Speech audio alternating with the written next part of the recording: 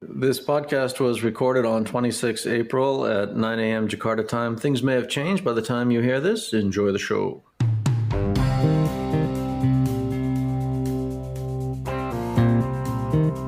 This is Reformasi Dispatch. I'm Jeff Hutton. And I am Kevin O'Rourke from Reformasi Weekly. Hey, Kevin. How are you, man? Guess what I did last week? Kayaking. Kayaking. Yeah, sure. Skydiving. Sure. But after that, I went to Taman Mini. Oh, no way. I did. I went to Taman Mini. I wrote my very first story on Taman Mini. I think every foreign correspondent here does at some point. Took me 9 years, but I finally got there. Congratulations. And you know what? It's actually not bad. Yeah, I know. I got married there, so yeah, it's a pretty good place. Wait, what? I got married at Taman Mini. Yeah. At the mosque? Yeah. Wow. Well, I thought it was great. I thought that, it's COVID and I didn't quite understand why it was open. We went on the cable car. They had to actually start up the cable car for us. They turn on the engine, and sorry, I don't know how that came across the pod, but that's my attempt at making a diesel engine noise. Look, it's a little faded. It's all for, it was a bit of reporting on the story, Suharto's losing control of the park. But yeah, I could see the potential, but I would say faded is probably the adjective. Yeah, I mean, it's definitely well within the category of a corny, cheesy theme park. But, it's from the 70s, and for Indonesia, it really served a purpose, and it was creative and unusual at the time. And it sort of it's a part of the Indonesia fabric for sure.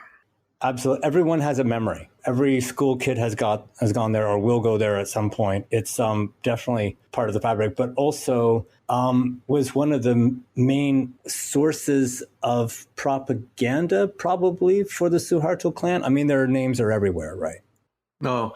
Yeah, although there's actually other parks like the Lubang Buaya monument near Halim Air Base, which are really heavy-duty propaganda, whereas Taman Mini is more about nation building and celebrating diversity. But yeah, of course, they aggrandize the Suhartos at the same time, for sure. I can't get over the scale. It's something like 150 hectares, and it's in East Jakarta. I could see how it's worth 200 trillion rupiah.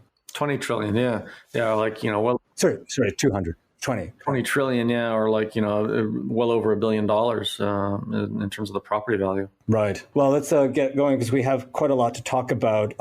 India versus Indonesia, the cautionary tale when it comes to COVID infections. We have an ASEAN meeting over the weekend. We have our bread and butter, corruption. We have bribes and kickbacks. Later on in the pod, Kevin's going to be talking with Angus Mackintosh. He's the founder of Cross ASEAN Research. I think Kevin's going to ask him some questions on Gojek, Tokopedia, FinTech, and probably going to get you to talk about some supply chains too. But first, we got to take it down a notch here. Over the weekend, the Indonesian military said it found the KR. Over the weekend, the Indonesian military said it found the KRI Nanggala. It's an 850 meters and broken in 3 pieces. All 53 crew members are dead. Obviously, we don't know the cause of this, and this pod is going to air on Wednesday. But I wondered if it was an opportunity to talk about the conditions in the military. My understanding is there are 5 submarines. They are, I don't know what their condition of readiness, their seaworthiness was. But the Indonesian military has been an organization that was by times a government within a government, possibly a little bit of rent sinking in there, and aimed mainly at other Indonesians. It was more inward looking than outward looking. Do you think that this might parlay into an opportunity for a rethink about the readiness of the Indonesian military at a time when China is being expansionist? Yeah, I think so. That's a good point. I mean, there's 2 things happening at once. On the one hand, there's chronic or incessant incursions territorially by the Chinese vessels, especially in the Natuna Sea. And then meanwhile, there actually has been a concerted effort to build up the Navy, including the submarine fleet. And in fact, Indonesia has 3 newly built submarines that are Korean ships, basically. 2 built in Korea, but the third one, Indonesia built domestically at the PAL shipyard in Surabaya. So now this sinking of one of the 2 older subs in the fleet is a real shocker. And I think should be an alarm that military readiness is pretty important. Yeah. That sub is 44 years old. I come from a country that is not a big military spender, Canada. I think we've got 4 subs and they're equally old, or they're cast-offs, I think, from the Brits. This one was refitted in 2012, but it was involved in some torpedo exercises off the north coast of Bali. And it was traveling. It was basically moving from Surabaya over to Bali. Was intended to take part in an exercise that the military chief was going to review on 22 April. Then it went down in the early morning hours off the north coast of Bali on 21 April after having submerged, and so it lost contact. So, it's hard to tell exactly what happened there. Some sort of catastrophic failure. But whether it happened during the ordinary course of running submerged or diving, I don't think it was firing any weapons at that hour in that location. But anyway, it's a little bit of a mystery. But it underwent the refit in 2012 in Korea, but I think that was mostly for like its weapon systems and guidance and electronics, whereas the vessel itself was probably pretty old and creaky, actually, having been built in 1979. Does Prabowo bear any responsibility for this? Will there be any political blowback, do you think? No, there's usually not very strong accountability along those lines, so I would tend to doubt it, actually. He reacted right away by calling for more spending on modernization, which it's understandable, but a little bit premature and arguably insensitive to make that call at that time. Especially because there's really clearly a need for an investigation to find out exactly or try to find out better what actually happened. Right. I suppose the only silver lining in this was the international effort to find them. There was quite a response. Yeah, that's right. There was Singaporeans, Malaysians, and Americans and Australians all involved. Yeah. Well, we'll watch this space. It's really quite distressing seeing the images.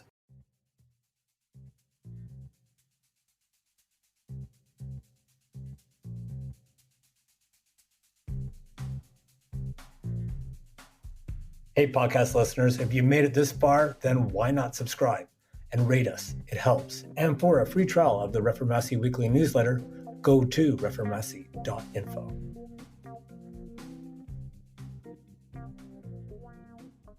Indonesia, COVID infection rates are plateauing, but in India, they're stratospheric. India, the cautionary tale for Indonesia, is it just a matter of time? That's what I'm thinking here. Is that wow? I thought we were dodging a bullet here, and I explained to my parents who were expecting, not unusually, not unreasonably, that things would be a lot worse than they have been in Indonesia. But I said, people wear masks. Much of life transpires outside. There are people in Jakarta, at least in some parts of my part of Jakarta, people are taking it seriously. I think that things could have been a lot worse. But then India comes along and has infections of 300 and some odd thousand per day. Is that there but for the grace of God? Are they the cautionary tale? That's what could be in store? Yeah, there's a lot in common for sure. One is low vaccination rates, even though both countries have actually done pretty well in terms of rolling out vaccines. It's just a tiny fraction of the total adult population is fully vaccinated. So in that sense, they're similar. Then also everyone around the world is vulnerable to the new variants, of course. And then another similarity is that Indonesia has Eid al-Fitr coming up next month. And India had a major religious festival on the Ganges involving, I think, 6 million people over the course of a week. And so, that could be something of a similarity. But there are differences because the Modi government in India, I think, has been very remiss in not upholding protocols well and allowing lots of different types of mass gatherings, not only that one on the Ganges, but also political campaign rallies have been happening all over India, and they've been quite large. So there was also a major protest movement against the agricultural policies in India, I know. So there's been a lot of super spreader events in India, I think. And that's something that Indonesia, I think, has managed to pretty much avoid. There's been pretty tight adherence to protocols. It's really just the concern about the upcoming Eid al-Fitr and the Mudik exercise, or the upcoming Mudik. Right. The Exodus, right. We're going to leave that in because I think it's kind of funny how you're stumbling over your words. Exodus. No. Exodus. Leave that in. No. But my sense is that people are taking it very seriously. People, whenever I talk to people about, are you going to Mudik this year? No, you're not allowed. Oh, no, you can't. No, because of COVID. Oh, no. It seems to have seeped into people's. I don't know if that's my own survey, but I think it seeped into a level of consciousness. Whereas in India, I think that the Modi government was always keen to get past it, where Widodo, for all of his fault, does seem more exercise on he wants to get the vaccines going, and they are taking it seriously. Yeah, maybe also the collective consciousness was affected by the scare in Indonesia in January when the hospitals filled right up in Jakarta. That definitely caused massive distress and anxiety, and that maybe has changed people's outlooks in a lot of cases, whereas maybe other countries that haven't yet experienced that type of a scare where the hospitals are fill right up are more complacent. You are seeing evidence of vaccine. I think all the domestic reporters here have been vaccinated. The shopping malls, there are vaccination offices. There are big signs set up in the place where I go to the gym.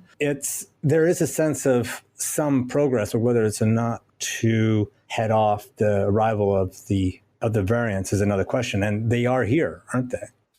Yeah, so the COVID-19 spokesperson, Wiku, said last week that variants have been found in all provinces, which was a little bit surprising. I mean, I expected that the variants were pretty widespread in Indonesia, but it was quite startling to hear that they've actually been in all provinces, especially given that there's a very low capacity for actually doing the genome sequencing. You're not an epidemiologist, but you're a pretty smart guy. Have you seen any research on just how contagious or just how deadly these variants are? The Brazilian ones or the South African ones, or just how serious is the threat? There's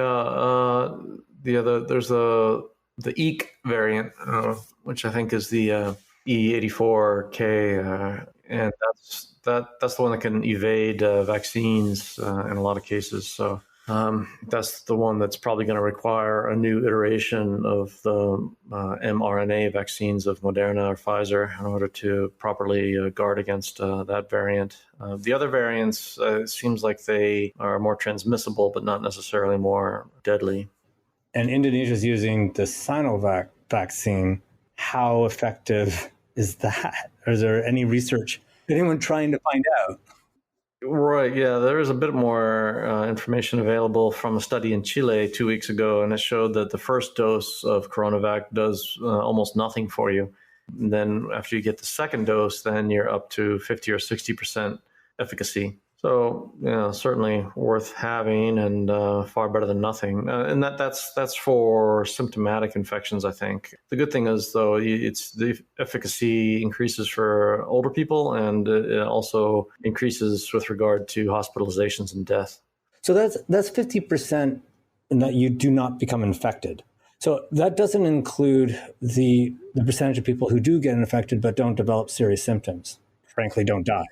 Well, this is it might. Yeah, I'm not clear on the parameters in the Chile case, and this is where the different vaccine trials vary because it kind of depends on what you categorize as an infection. Does it have to be symptomatic and noticeable, or something that only shows up in a test result?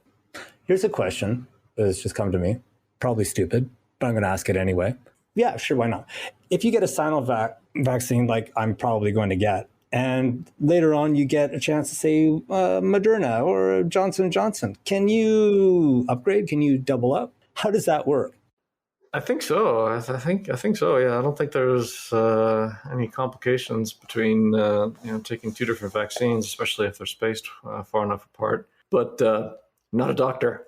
Not a doctor. So Not a doctor. Moving on to the ASEAN meeting, and this was a summit convened to talk about Myanmar. And it wasn't Jokowi's idea, it was ASEAN Secretariat idea. But Jokowi wanted it convened in Jakarta because that's where the Secretariat is housed. And interesting, who did not show Thailand didn't show up, neither did the Philippines. What do you think that says? Yeah, a lot. I think with the Philippines, there's plenty of people that understand that the Philippines is a democratic country, and the Philippines as a country would want to see Myanmar be democratic. I think that's a given, and the fact that Duterte's did not go to Jakarta reflects conditions in the Philippines, and it reflects Duterte himself, who's coming to the end of his term. And then the Philippines is the ASEAN country the most distant from Myanmar. So that's I think not so significant. But the summit was very significant in showing that the Thai Prime Minister Prayutha decided to be absent, and that I think will tend to shift international focus on Thailand, basically proving that Thailand is the cog here that is reluctant to be constructive, and therefore provides a basis for other members of the international community to focus on Thailand and try to elicit some cooperation from Thailand, because that country really is pretty key as the one bordering Myanmar and the one that has lots of relationships with members of the junta. So Prayut's absence at the meeting, does that indicate that he didn't think it was very important, or it was a sort of a show of solidarity with the junta in Myanmar? Or what was he trying to accomplish with that by sending a junior?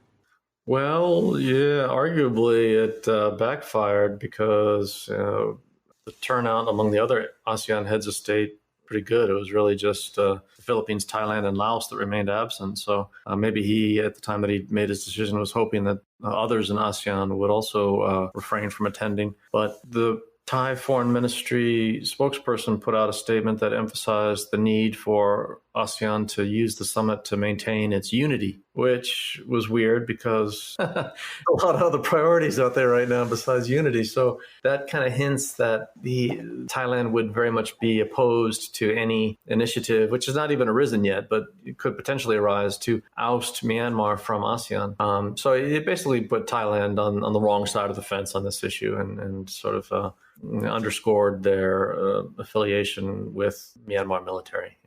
I would have thought the Thais would have been very eager to quell the fighting or do whatever it takes, because they're on their way to a full-blown civil war, and the floods of refugees and drugs and instability that brings.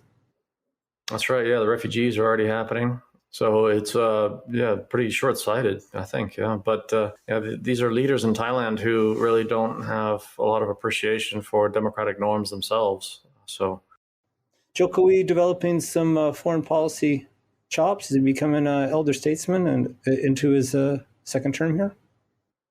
Yeah, that's sort of a corollary here, which is encouraging, because he was quite an early mover in the initiation of the summit, which is quite an unprecedented summit, actually, because ASEAN is usually so conservative about any sort of semblance of interference in the internal affairs of any member state. So that was encouraging to see, because it contrasts with how he's handled himself in the past, such as refraining from attending G7 summits and things like that. Plus, not only that, but last week he also took part in Joe Biden's climate conference, which had 40 heads of state. So Widodo was one of those 40, which is pretty good. Yeah, he really doesn't like them. He does not see a point. Unless there are deals to be made, he doesn't get it. I don't think he's even been to the UN, to those leaders summits in September. I don't think he's even done that. Right, yeah. Well, maybe the tendency now for some of these events to take place virtually is a positive thing, because it's actually maybe potentially better to enable him to get involved. Yep, he doesn't have to get on the 737 VIP conversion. Yeah, doesn't have to worry about the small talk on the sidelines. He's not a great small talker, and I mean, his English isn't that great anyway. He just doesn't see the point. He's got work to do.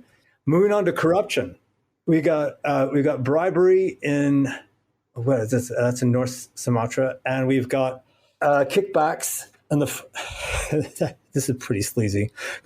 Let's start with this first. The former Social Affairs Minister Giuliani Batubati allegedly took kickbacks from those packets, those sambako that was handed out to the poor. These are rice and oil, and I think there's some tempeh in there too. It's I think 8 or 9 items that were given to poor households. He's alleged to have taken kickbacks on this to the tune of, help me out, I think it's 3 billion rupiah.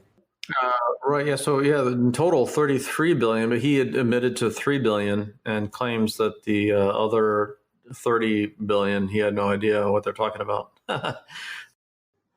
So, I mean, what's the likelihood that he's going to be convicted? And I mean, and what does it say about the overall cleanliness of the cabinet? Yeah, it's incredible how this case could not be more odious. I mean, this is a PDI Perjuangan representative in the cabinet entrusted with the role of social affairs, clearly organizing and arranging a complex scheme to skim off of emergency food aid packets for the poor during a pandemic. and then you look at the poll data, and the polling data shows that it hasn't affected PDIP whatsoever, which either means that people are not really following the headlines, or else they are following the headlines and they expected this to happen from the outset, so it doesn't change their perspective when the news comes out. But either way, it's all very sordid. And so now what's happening is that he's claiming his innocence for the bulk of the charges in terms of monetary value. And that's, strikes me as a little bit politically risky for the party, because it's only going to worsen his notoriety if the KPK does indeed manage to come through with enough compelling evidence to show that that full amount of 33 billion actually did go to him. Just odious. And one of the 4 vice speakers of parliament, Aziz Samsudin, he's alleged to have conspired in bribing a police officer that had been seconded to the KPK for the purposes of helping end an investigation into a mayor of an obscure town there. Walk us through that. Right. Well, yeah, that's you got it exactly right there. There's a lot of kind of moving parts that make it complicated. This is a really small town, 150,000 people in North Sumatra, Tanjung Balai. So there's a mayor there, and he faced allegations of having sold appointments, which is a type of corruption case that has cropped up numerous times to date. And so this went under the radar because it's such a small town and such a small value to this alleged corruption.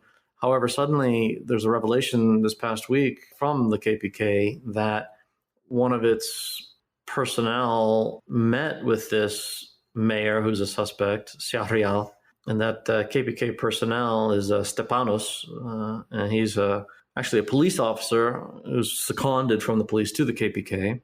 And the one who facilitated the meeting, which took place at his house in Jakarta, was Aziz Samsudin, who's really probably the number 3 figure in Golkar, and I don't think he's not really an ally of the Golkar chair. He's somebody who's been plagued with corruption scandals for a decade. And so that made it suddenly a very big affair. So the allegation is that Aziz Samsudin arranged this meeting between the suspect and the prosecutor. And then immediately after the meeting, the prosecutor told the suspect to talk to the prosecutor's lawyer. So, whenever you have a corruption prosecutor who has a lawyer, I guess that's a telltale right there. And so then the suspect and the lawyer agreed on a fee of 1.3 billion rupiah, which was paid to the lawyer and to a relative or friend of Stepanos over 59 transactions, 59 bank transfers. And then the case went away. So that's how the mayor got off the hook. Why would Syamsuddin be interested in a bribery in a case against a mayor in North Sumatra of some town of 150,000 people? That's nothing in Indonesia. Yeah, so in this case, yeah, somebody like Aziz Samsudin is kind of stooping to help out somebody who's a few rungs lower down, or really, yeah, really just one rung lower down, really, because Samsudin's a national figure, but he's elected from North Sumatra. That's his constituency, and this mayor is from his party, so it was obviously one of his political allies and supporters that he was stooping to help out. So what do you think this says about the KPK? In this one case, the police seconded to the KPK was being bribed, but got caught out. And it was also KPK that got Batubara, the former social affairs minister. So are they still a legitimate going concern, or the worries that they would be undermined by police meddling? Are they being realized, or were they overblown? Yeah, still remains to be seen. Basically, the KPK is all over the map right now. So you've got these horrific revelations about KPK personnel taking bribes to make cases go away, which is something that had never really surfaced before, if it ever really even happened. But on the other hand, it's the KPK itself that uncovered this conduct by Stepanos. Did they retain their elevated? They were almost like a mythical sort of status. There was like guardians of the republic almost. Do they retain their standing in the public eye, do you think? No, it has suffered for sure, especially just because Firly Bahuri himself, the chair of the KPK, is still an active 3-star police general. So his status in and of itself is a problem. Plus, he came to the position without having a good record, so he did not bring a lot of credibility to the post. And then he himself has suffered an ethics investigation for when he rented a charter plane for personal business last year. Yeah, a Lipo plane that he took to see family in a remote part of Sumatra. So, yeah, the KPK is still troubled, but and that actually may be the explanation for why they are actually moving to apprehend fugitives and expose 2 ministers last December, including Batubara, and now this case with Stepanos. So there's different elements within the KPK and cross currents, but one of the more fundamental dynamics that's happened is that the personnel of the KPK have converted over to civil servants now.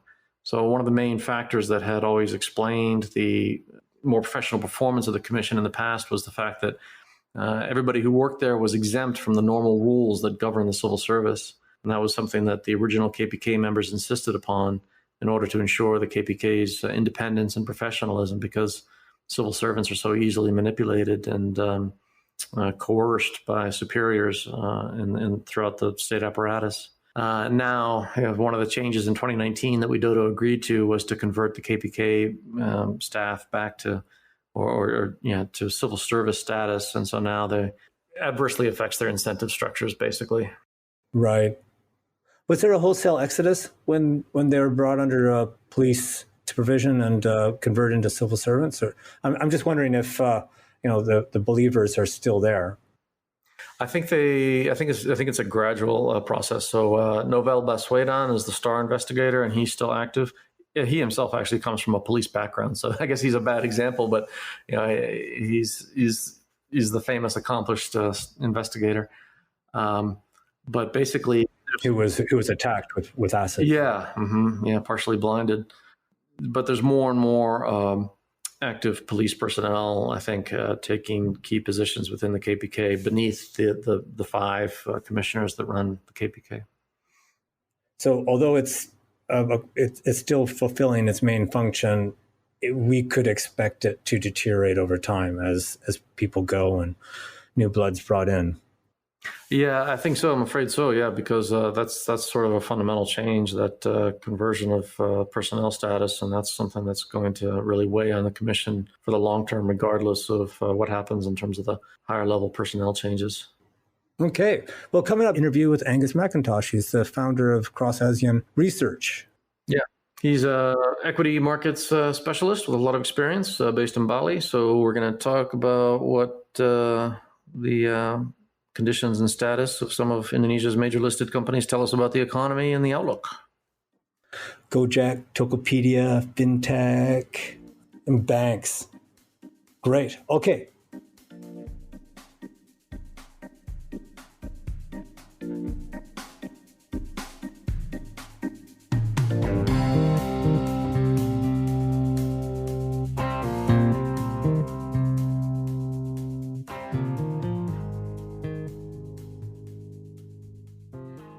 Okay, and here we are with Angus Mackintosh from Cross Asean Research. Angus, why don't you tell us a little bit about yourself? You do independent equity research, mainly on Indonesia and also ASEAN markets. Is that right? Yes, Kevin. Yeah, well, thank you very much for having me onto the podcast. I run an independent research company called Cross Asean Research. We focus on Indonesia predominantly, but I also look at selective ideas and themes, throughout Southeast Asia, and in sectors where we think we can add value. But the main focus is on Indonesia, and the audience we normally are catering for would be institutional investors. So we're not writing for private investors, purely for institutions, including hedge funds, sovereign wealth funds, mutual funds, and so on. Not just in Asia, but also in Europe and the US. So that's our kind of audience, and my experience is basically 25 years or more now, covering Asia in some form or fashion. I was based in Jakarta from 2012 for 4 years, working for Bank of America Merrill Lynch, and I then left the investment banking industry and I went into independent research, which has been a very satisfying move, to be honest. Yeah, great, and you do it from Bali, so it makes it even better, right? And I'm very lucky I can do it from virtually anywhere. But being based in Bali makes a lot of sense because I can travel from here normally. I can travel from here, to Jakarta very easily, and to other regional markets such as Thailand and Singapore and so on. All right. Well, yeah, what I wanted to do today was kind of give podcast listeners a view of Indonesia's economy and the recovery prospects and some other economic trends from the perspective of the capital markets. And so that's why I thought of you to help us with that. So I guess because you and your team are literally cross ASEAN, why don't we start with a comparative perspective? And since we're in the pandemic, how would you say the Indonesia Stock Exchange has fared compared to the regional neighbors in terms of being hit by the pandemic? Well, I'd say, Indonesia has fared relatively well. From a sort of a big picture perspective, looking across the region, the impact of COVID on Indonesia, it's been quite heavy, but nothing like, the impact on the economy as you've seen in countries like Thailand, which is, very reliant on tourism and also things like medical tourism. But that filters right down to the underlying economy. So Thailand's economy is 15 to 20% reliant on, overseas visitors as a portion of GDP. So it's been much harder hit, whereas Indonesia is a very small amount. Obviously, Bali has been very badly hit by it. Maybe talk about that later. But Indonesia is more being hit by the sort of global slowdown and some supply chain issues and so on. But most of those that we've kind of got through. Obviously, year on year, first time Indonesia's seen any sort of quarterly declines in GDP since the Asian crisis. So it's a pretty serious impact on the underlying economy. But we're now sort of what the government's done is put in place a very strong and very significant stimulus program by, effectively, allowing a bigger capital account deficit to allow them to pump prime the economy and provide stimulus. And they put through various other policies to stimulate different sectors, allowed restructuring in the banking sector, and given the banks the opportunity to restructure large amounts of loans without actually having to take any provisions. So that's given them a year, and they've actually extended that for another year. So we're going out to March 22. So that gives the bank a big breathing space. And what's happened actually is that the banks have built up large amounts of liquidity, having not been lending money and taking in a lot of deposits. So they've got a lot of capacity to lend, which is very positive for the outlook for the economy, going into this year and next year. I wouldn't say no one's going for hell for leather on it, but they're certainly in a position where when the time is right, they can start to extend loans to new customers and take those opportunities as they come. I think at the moment there's been a big focus on their existing corporate customers, whereas they've been a bit sort of cautious on pushing out loans to consumer lending and mortgages and so on. Yes, so Indonesia's economy has seen a downturn, but held up relatively well through, I think, quite sensible government policies. And it's actually, pushed forward some other policies which I think will have much more marked long-term effect, with such as the passage of the omnibus law, which covers 1,000 different laws, but effectively, the main focus is on labour and on allowing it or making it easier for foreign investment to come in by effectively simplifying the licensing process, which takes away many layers of potential corruption, but just the time taken to get operations going. And I think labour laws in Indonesia have been a barrier for certain industries because it's very difficult to lay long permanent workers off without having to pay about 2 years in compensation for laying someone off. So that's now become a simpler process, and that hopefully will stimulate more foreign direct investment. And I think that you can combine that with the government's efforts to build new infrastructure. So a lot of projects are being it slowed a bit last year, but there's a very significant pump priming going on and early tenders for new infrastructure projects this year. So we're expecting, for example, to see the completion of the LRT, the light railway transit, by the autumn this year. Which is, extends out beyond, integrated Jakarta from central Jakarta. You've seen the completion not that long ago of the Trans-Java Highway, which I think will be very positive for extending investment, outside Greater Jakarta into Surabaya and Semarang, and there are some quite big industrial estates in those other places which are seeing interest from Chinese companies, for example. In Surabaya, you're seeing some new smelters being built, which is kind of value added for the nickel industry, and that longer term may pave the way for Indonesia to become a producer of electric batteries for electric vehicles, which will be very positive potentially long term for the auto industry, not just domestically but more from an export perspective. So there are lots of things going on which are sort of paving the way for a strong recovery. Consumer spending has been relatively weak, but one huge growth area has been e-commerce. So as a result of everyone sitting at home, rather than they're not able to go out to the mall, which is obviously a very popular pastime for Indonesians. But so they're no longer able to go out there. Also, they've moved online, and so as a result, you've seen very strong growth in retail spending online, and much more use of deliveries and food deliveries, and so this has kind of saved a lot of small businesses, and it's actually also helped to kind of expand the coverage of online internet as a tool to build a micro and small medium size enterprises. So that I think is a very positive, and actually I think the other thing is it's going to attract, it has attracted large amounts of capital to Indonesia, investing in those startups. I mean, you've obviously got unicorns, like Gojek, which is ride-hailing and food delivery at the moment, which is merging with Tokopedia, which is one of the biggest e-commerce players in Indonesia. You've got other players such as Shopee, which is owned by Sea Limited. And Sea Limited now, just as a reference, is the largest market. It's gigantic. It's about 125 billion US dollars in terms of market cap, and it's the biggest market cap company in Southeast Asia. So it's far bigger than companies like BCA and DBS in Singapore, BCA being one of the largest banks in Indonesia. So that's a kind of reflection of the focus on that e-commerce sector, and all these so-called unicorns, more than $1 billion in terms of value.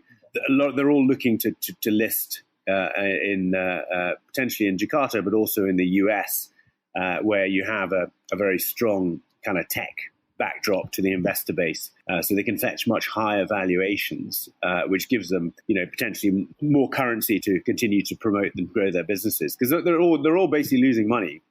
None of them are really expected to break even until 2023. mean, as a kind of driver, the e-commerce space and that digital economy space is driving the overall economy. And it's not just in consumer, it's also in banking. All the banks are seeing huge increases in the use of mobile banking, for example. And it's overtaken ATMs. So, you're seeing gone are the days where you see long queues of people at lunchtime, doing all their banking business on the ATM. They're now sitting on their Chinese smartphone, doing their banking business remotely. And it's, much quicker and it's much cheaper. And it's a far more cost-efficient way for the banks as well, for them to do business.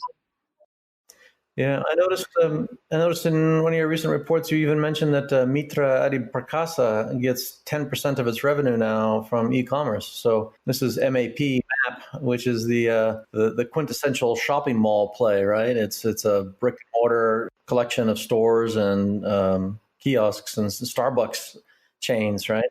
Exactly. So so Mitra Adi Prakasa, or MAPI as it's known, basically is the largest kind of retail player in Indonesia. They have 150 brands. So, they cover everything from Zara to Starbucks to, various other sort of well-known brands, things like Pull & Bear, for example, all the Inditex brands they run. And they generally occupy 30 to 40% of any major mall with their brands.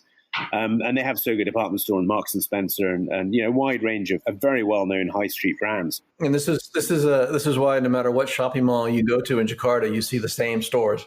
You do. I mean, it makes it rather monotonous from my perspective, but no, that's right. I mean, all the malls have the same brands, but it's quite a wide range, actually. I mean, I think people are quite often surprised about how many European brands, for example, are available in Indonesia. So it's not, it's in some ways I find it more interesting than Singapore as a place to go to a mall. And the malls are actually of very high quality. But yes, I mean, what you were saying about MAPI shifting online, I mean, prior to COVID, I think they were doing about one or maybe 2% of sales were online. But when COVID sort of struck Indonesia, they were very fast to push out their online presence, basically using their MAPI membership base, which is about 3 million and so on. So they shifted online very, very quickly. And, apart from fashion brands, they also, a large portion of their business comes from sportswear, shoes and athletic clothing and casual athletic clothing and so on. They have something called Sports Station and Planet Sports, which have all sorts of, Adidas and Nike and Reebok and all those brands. So, that's also been a very strong driver for sales, because I think people are becoming, funny enough, have become much more health conscious as a result of COVID. So, sales of athletic clothing have actually been quite strong. Sales of bicycles have been incredibly strong. So, that's kind of, and the other sectors which have benefited from that actually are things like pharmaceuticals. And it's more your kind of generic kind of vitamins and health drinks and, local jamu type drinks, which is a kind of, local medicine. People are trying to build up their immune systems, huh? Well, no, that's exactly right. I mean, I think people are much more focused on their health as a result of the pandemic. So, Angus, let me ask you, this e-commerce trend, is it penetrating into the second and third tier cities as well? It is. I mean, and, there's a big effort by certain players. There's one big e-commerce player named Bukalapak, which is very focused on providing basically fulfillment services and sourcing of goods for the warungs. Warungs are basically small mum and pop shops you have in every street in Indonesia. Basically, they're known as within general trade rather than modern trade. So modern trade are things like mini markets and supermarkets and hypermarkets. But the general trade and warungs are part of a much more widespread than modern trade. Probably account for about 60% of the retail market. And these e-commerce players like Bukalapak are actually signing up warungs. Bukalapak has 13.5 million warungs who are signed on to Bukalapak to source goods and then sell them on. And what it's doing is it's cutting out the middleman. So they're getting cheaper goods and it's all done on apps. It's a kind of they've got a smartphone and they're using that to source lower priced goods. So it's positive for the warung owner. Obviously, it's a great market for Bukalapak. But that's happening, and other players such as Shopee and Tokopedia also have their own kind of system to support warungs. And apart from anything else, they are supporting your kind of small business who's looking to sell the products online. So it's a mixture of supporting the warung to allow them to source cheap goods, and then small sort of entrepreneurial businesses allowing them to sell their goods to other to consumers online. So it's logistically, this is working so far. These watering owners have enough connectivity and wherewithal to make use of the app. Yes, it seems to be working pretty well, and the fact is that most of the e-commerce players are trying to get into that space. And the other thing which is happening is that there's a financial element to it. So the e-commerce players will generally have some form of digital payments system, and they're using that as well as a means to transact goods. So they can top these digital payment systems like OVO and GoPay and Dana, to name three of them. They basically and Shopee Pay also is another one.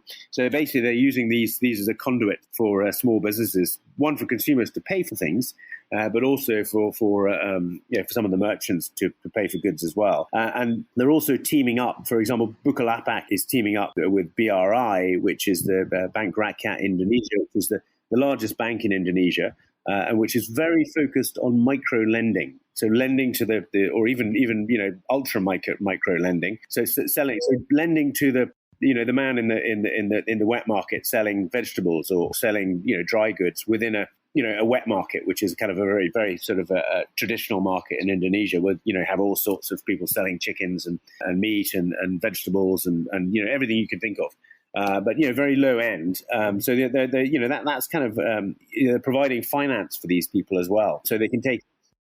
Yeah, that's the BRI unit DESA system, which is legendary. This is going to be amazing, Angus. That was the topic of my college thesis in 1993. It was the unit DESA system. So it goes back a ways. Yeah, it was set up in the 1970s. They took over the BMAS rice intensification program. This rice intensification program had a physical infrastructure nationwide, but they intensified the rice. It was a one-off shift to a new variety of rice seeds, and so they didn't need these regional offices anymore. So they gave them to BRI to use as small-scale banking offices. And to this day, it's still running, and they have a massive profitability. And the main engine is it's a secure place for people in rural areas to save their money. So they get savings very inexpensively. So that's a great fit for an e-commerce player, because they've got this physical branch network in relatively remote places. And plus they've got this trustworthy brand name.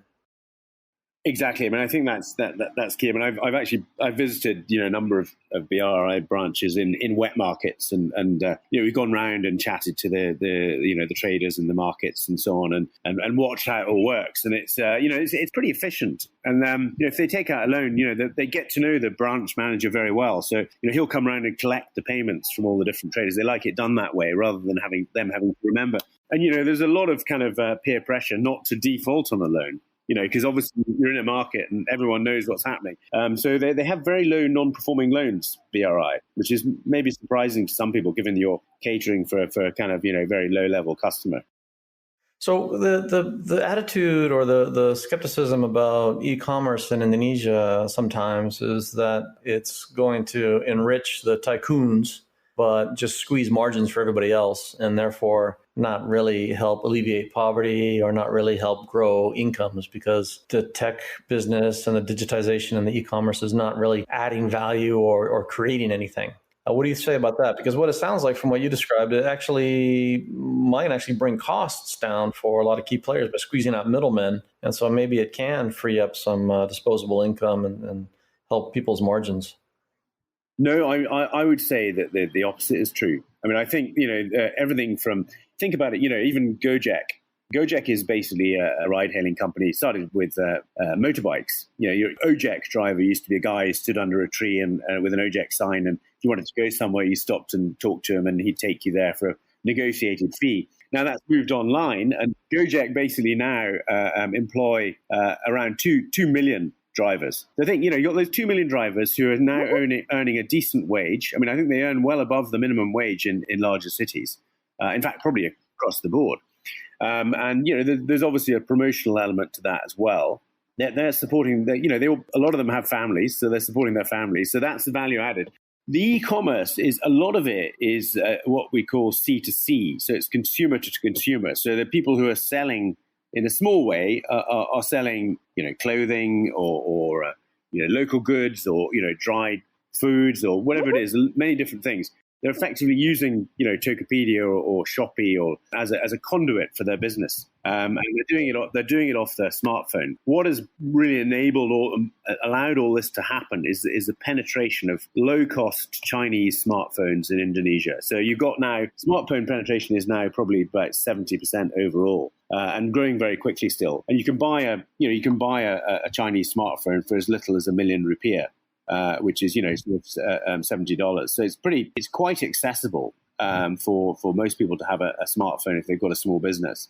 So the contribution to the overall economy is quite large from e-commerce, and it's a big enabler for small businesses. As a result, it's the government is very behind it. In fact, one of Gojek's founders has now become a government minister. Probably for that very reason, he's left the corporate world to join the government because the government see that there's huge value in continuing to promote e-commerce because it's effectively, democratizing commerce and allowing the small man to succeed. He doesn't have to have a shop. He can do it from his smartphone.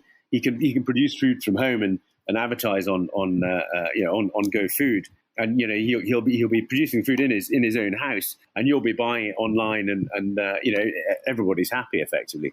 So this model then is not merely whereby an e-commerce website offers consumers products brought in from abroad or manufactured by a few big corporations in Jakarta. Instead, it's actually like a virtual kiosk, which is, I guess, what Bukalapak is originally meant to be. So there is an element of sourcing overseas because there are players like Tencent and Alibaba from China, whatever, have stakes in some of these e-commerce players. But the majority of the goods are locally sourced goods, and you can source certain products from overseas, but it tends to be it's more local transactions rather than buying goods from overseas. I mean, some of a lot of these players like Lazada and Shopee and so on, they have what they call an online mall. So in those online malls will have, foreign brands, within that mall. But Tokopedia, for example, also has that. But majority of their business is still very much local entrepreneurs advertising products on the site and selling that way. So I mean, there's a portion of regional and offshore sourcing, but not a massive amount. I think a lot of it is enabling local businesses. Okay, and then the other problem with this dynamic in some countries is that one player just becomes dominant and has an unhealthy level of control over the market. But I guess Indonesia still got quite a lot of competition in the e-commerce space. And then you were mentioning in one of your notes about how Grab may actually line up with Bukalapak and pose some rivalry to Gojek's alliance with Tokopedia. Well, that's right. I mean, that's purely my view.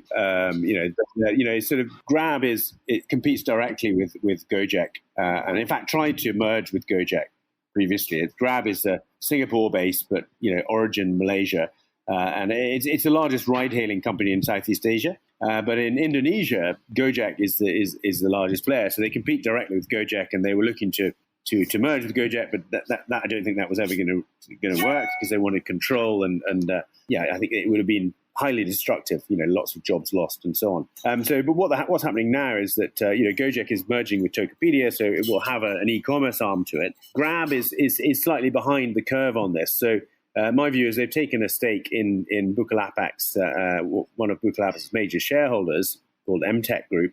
They've taken a 4% stake in MTech Group. So, what happens next really is, and I'm suggesting that it could potentially involve some form of collaboration with Bukalapak on e-commerce, and it could also potentially involve, collaboration on digital payments, with Dana being one of the digital payments players and OVO being one which Grab has a stake in. So, there are a number of different ways it could go. But there's I've called it the Indonesian Digital Game of Thrones as a title. Because that's exactly what's happening. There's kind of a land grab within the digital ecosystem. everyone's trying to get a piece of different segments. So, buying into small banks, for example, so to provide banking services for all your e-commerce clients and potentially your customers. So there's a whole lot of stuff going on, which makes it actually a pretty interesting ecosystem. And, there are lots of competitors. So it's very competitive. It's not dominated by any one player. Shopee has done very, very well in moving into the number one spot, but it's very closely followed by Tokopedia and Lazada and Bukalapak. So they're kind of all fighting out for turf space in different areas. So, Shopee's very good with women. Lazada's very good with men because they sell lots of electronics. They all have their various different niches, but, and they're all going in slightly different directions. But, I think the one area which they're all trying to grab or get a piece of is the whole kind of digital finance space, which is kind of, well, I think, that's an area where they could potentially make quite large returns and might move them towards profitability more quickly. Yeah, because that's where the profits actually reside, right? No one's making profits at the moment, although companies like MTech does make money because they have a profitable media arm. They have a stake in Bukalapak, so the media arm is called SDMA, which has two of the biggest TV stations, SCTV and Indosiar. So they have lots of advertising revenues and from free to air TV. So that provides lots of cash flow for the group. So MTech is actually profitable, but it's very highly valued as a result, and it's sort of trading on multiples of sales rather than profits. So it's sort of it's moved up into a kind of different a different sphere in terms of valuations. More kind of. Well, I guess these companies are basically still embryonic, technically, given the scale and the potential scale that they can reach. So they're loss making and they're dependent on inflows of investor capital. And that's been really big in past years, billions of dollars a year going into Indonesia, into the tech sector. Has that been happening straight through the pandemic? Yes, it has. I mean, you've seen continuing investments into companies like Gojek and into companies like Bukalapak, throughout the pandemic. So there's been quite a lot of activity there, and in fact, we're now seeing Grab looking to list in New York through what they call a SPAC, which is a special purpose acquisition company, which would value Grab about $40 billion. It's pretty, the last valuation for the company is around 16. So they're expecting to get a very high valuation through listing in New York. Close on the heels of Grab, Gojek and Tokopedia, once their merger is complete, will also look to list, and the valuations for that combined entity are also said to be around $40 billion. So, the valuations are getting bigger and bigger, and money is still coming in. So there's new, fresh funds being put to work, at all these companies. That pandemic really hasn't, because of the fact that e-commerce sales have accelerated, actually has underpinned a more positive view on these digital companies. Okay, but you mentioned that you anticipate those listings probably happening only in New York because of the higher valuations, not in Jakarta. Well, I think Grab is slightly different because it's Singapore based and Malaysian origin and so on. But the Jakarta, I think that the companies like Gojek and Tokopedia are very likely to have what you call a dual listing. So they'll have a listing in Jakarta, and they'll also have a listing in New York. The point is, having a listing in New York gives them access to kind of an investor base which is very focused on tech and prepared to pay more for it. And when you've got a high growth markets in Southeast Asia, then that's an area which I think would attract quite a lot of attention. So I think there's a bit of pressure probably from the government and from the Indonesian Stock Exchange to list in Indonesia as well as in New York, and it would be very positive for the Indonesian stock market to have a Gojek Tokopedia listed and a Bukalapak listed and potentially some others like Traveloka, the biggest travel company. So that I think there's a good chance there'll be a number of dual listings. Because right now the stock market itself does not actually have a lot of tech sector plays beyond MTech and maybe a few others. No, it doesn't. It's they're generally relatively small. I mean, MTech is an exception. There are some kind of IT enablers like Metro Data, but it's quite small. They basically provide a lot of hardware to support the whole tech sector. You've got a company called ASA, which is effectively a car leasing company, which is going in much more into logistics and the last mile. And there's quite a lot of investor attention on some of these companies. But no, the tech sector is very poorly represented at the moment in Indonesia on the market. Right. Yeah. Well, yeah, that's always been one of the problems with the Indonesian stock exchange. It's never been fully representative of the national economy. A lot of the best players aren't actually in it. Well, that's right. So there's a measure which a lot of investors use, which is market cap to GDP. And the total value of the whole stock market in Indonesia versus the total value of GDP. And I think I'm right in saying Indonesia is probably now about 70%. So the market cap is about 70% of GDP. But if you looked at a country like Thailand, it was certainly well above 100%. And you look at Singapore, it's probably above 200%, or Hong Kong, for example. But maybe they're slightly different, being city-states. But I mean, Indonesia is not well represented, and that's partly because you don't have listings of things like the state electricity company. You don't have the state oil company, PLN or Petronas. They're not listed. So Pertamina.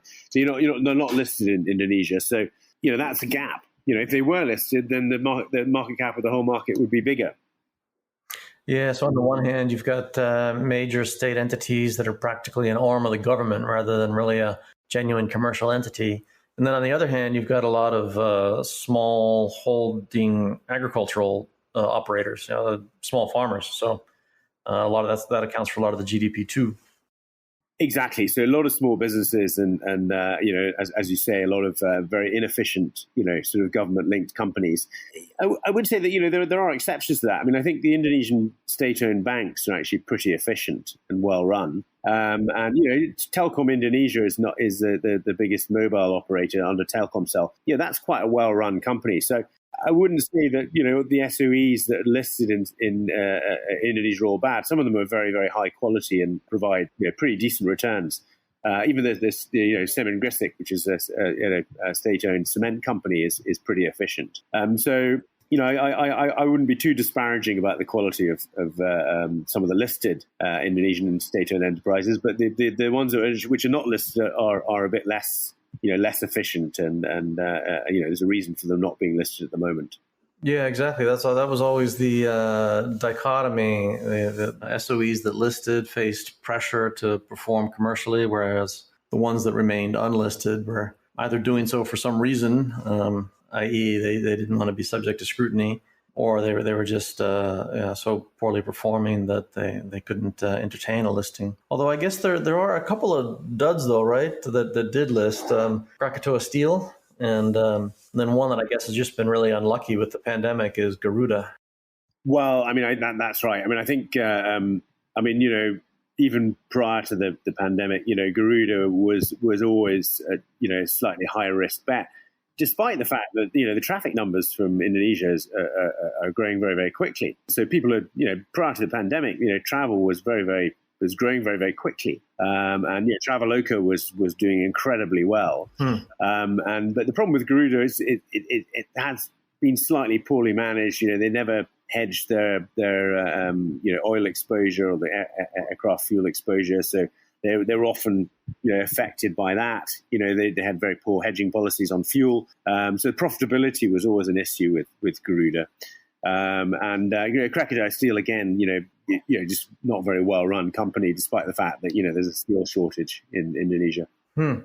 And then it was another thing that held back the market for a long time, and always has, is governance issues. In 2019, sensationally, there was the Jiwasraya disclosure of losses exceeding 20 trillion rupiah. And then last year, disclosure of the Asabri case with losses also exceeding 20 trillion rupiah. So these are two state-owned entities, one a insurance company, one a military pension fund, that were basically running like Ponzi schemes, and the losses exceed those of the the billion-dollar whale in neighboring Malaysia, the One Malaysia Berhad. So how has that affected the capital markets?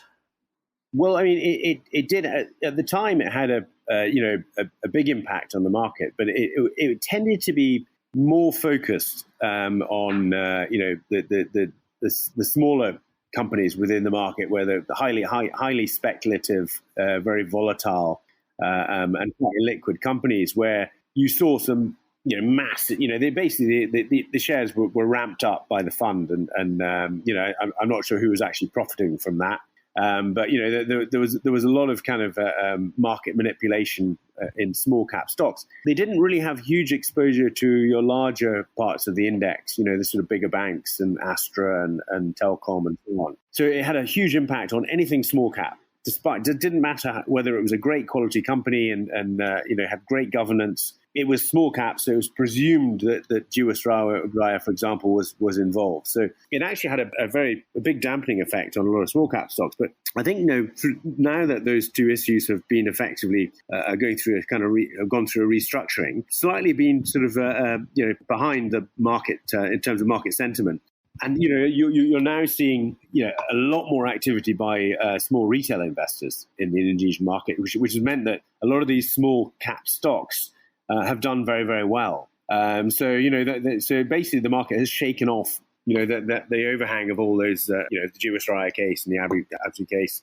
So those two issues are now, I think, being put behind, and I think the regulator is quite focused on making sure that doesn't happen again. That was my question, yeah, because basically what they were doing, I think, was taking, in the case of Jiwasraya, the player there was Benny Chokro, among a few others, and they were conspiring with the company's management to take policyholders' money and embezzle it. But to hide their tracks, I think that they invested in these very illiquid small cap stocks, many of which they themselves controlled personally. And they had deliberately inflated the share value or the share price on very thin trading to make it look as if Jiwasraya's investment in that company was worth a lot of money, when in fact the share price was artificial. And so that should have been blatantly illegal, right? When you're ramping stock prices, basically, right? Well, I mean, it is blatantly illegal. It's kind of stock manipulation, which is kind of not condoned by anyone, and certainly not condoned by the OJK. So I think there is probably a higher focus on or more intense focus on making sure that doesn't happen again. So yeah, I mean, I think Indonesian market has to some extent has been supported by the increase in retail activity, because foreigners have been big net sellers of the market. Money has shifted out of Indonesia due to the pandemic, and hasn't really returned. It's returned to some extent, but I think that's actually why there's a lot of upside for the Indonesian market, because the foreign investor has not really come back in a big way. Yeah, the index really hasn't done anything since I think 2018. Exactly. So it's been pretty flat, but there are areas where a lot of money has been made. In anything which is slightly tech related, and there are not many of those. But yeah, I mean, there's obviously there's been a lot of question marks over non-performing loans in the banking sector, and very slow performance, for example, from car sales, which affect Astra, which distributes Toyota and Daihatsu vehicles. But now that suddenly has seen a huge recovery, because the government has put through a policy to allow zero down payments on motor vehicles, and actually they've also are now allowing 100% mortgages. But on the motor vehicles, they've also got rid of luxury tax for vehicles under 1,500 cc's. As a result, in March, when the new policy came in, car sales went up 70% month on month. Yeah, that's kind of artificial. That's kind of artificial, though. That's just bringing future sales forward. Well, I mean, it is to some extent, but I mean, I think there is obviously increased demand as a result of prices being 30% lower. So that policy has had a very immediate impact, and we'll just have to watch what happens over the next few months. And that the initial cut in luxury tax lasts for 3 months, and then they cut it by half for the next 3 months, and they can change it at any point. But the point is that the stimulus is having some positive impact on car sales. Yeah, and how about the consumer stocks? Are you seeing what do the earnings from consumer stocks tell you about consumers? Well, interesting enough, we were talking about Mitra Adipakasa a bit earlier, and they released their results late last week, and effectively in the fourth quarter they turned back into profit, having made losses for the previous 2 quarters.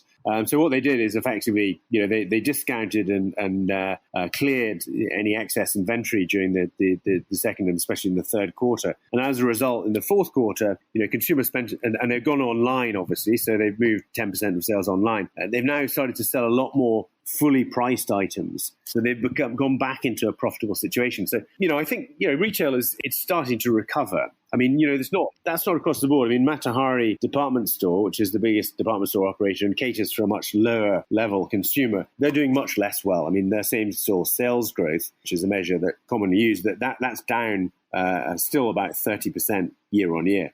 So you're not. They're still putting out. If you go and visit the Matahari department store, which I did last weekend, it's pretty empty, and there are an awful lot of discount signs across the place. It's buy 3 get 1 free, and 50% discount here and there and everywhere. So it's and they've closed. I think they've announced they've closed. They're closing a further 13 stores this year, having closed about 15 last year. So they're going through a big consolidation process. So I think the lower end consumer is still obviously feeling the pinch, this some of the spending is going to dwindle now too, right? Well, that's right, and the other thing which is key in Indonesia is retail spending ahead of Ramadan, Lebaran, which is likely to be, I think, relatively muted because they've announced another ban on what they call mudik, where people go back to their hometowns for the holidays. So that's not happening this year, and as a result, there will be less kind of present giving and that kind of thing, and less money spent. So that may also be a bit of a dampener for some of the lower end players. But the recovery is definitely quite marked with your kind of middle class type operations like Mappy. All right. Well, yeah. I mean, you mentioned shopping recently and where you are. I wanted to ask you about Bali specifically, because that's one province that has its own very unique special characteristics, especially during this pandemic when tourism has fallen by, I think, more than 90%.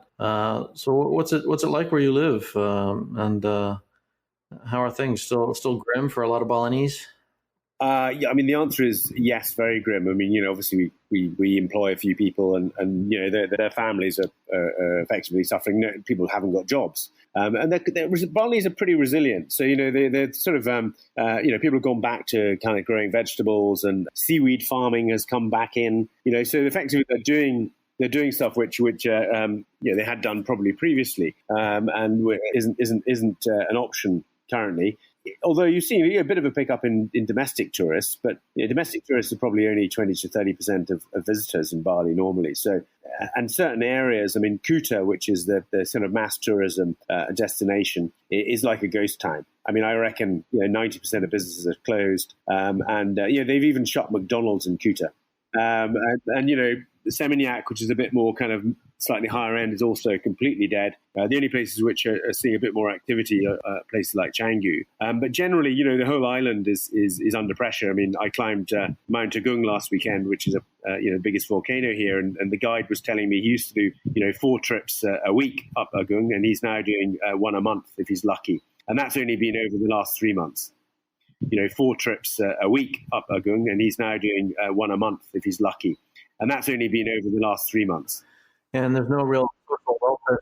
So from a sort of market perspective, I had a call with BFI, which is one of the biggest multi-finance companies, who are lending mainly for used cars and motorcycles. They said that Bali used to be the number one market for them in terms of, they never had any non-performing loans and never had any problems. But now, unfortunately, what's happened is that no one has got jobs, so they're having to restructure their loans, and it's a much more difficult situation. So, they're holding back on extending any new credit because, the economy is still in such a poor state. Yeah, and I remember originally the thought was that, okay, this is a downturn, it's going to hit hard, but it's going to pass, and then Bali's going to bounce back. But then the pandemic just lingered, and then there were expectations that maybe there could be a travel bubble between Bali and certain other destinations in June. But now that's not looking likely because I guess there's still pretty substantial case rates in Bali right now. Is that right? I don't get the impression that the case rates are particularly bad. I mean, you're definitely seeing vaccinations being rolled out. In fact, I've already had one vaccination here, AstraZeneca. So it is, vaccinations are happening. Cases in Bali don't seem to be nearly as bad as they are in Jakarta. But even Jakarta, and we get the daily numbers of if you think Jakarta, I think the daily numbers are around 5,000 people. When in India, you've got 350,000 in one day. It slightly pales into insignificance. I mean, given the size of the Indonesian population. Now, you may put that down to testing, but, there's a fair amount of testing going on. So I wouldn't be overly pessimistic from the point of view of COVID at this point. But, travel bubbles are difficult because even in Thailand, where they've started to do that in a very incremental way, you're not attracting huge numbers. And, sort of as long as you've got, relatively long periods of quarantine still, it's still relatively difficult to see any large numbers of tourists coming back. Okay. Well, thank you so much, Angus. That was all very insightful, very helpful. And we're going to have to bring you back on the podcast again next time. Great. Well, I hope that was provided some added value. And thank you very much for having me on. Yeah. Okay. That was Angus Mackintosh from Cross Asean Research. And this was the Reformasi Dispatch podcast from Kevin O'Rourke at Reformasi Weekly.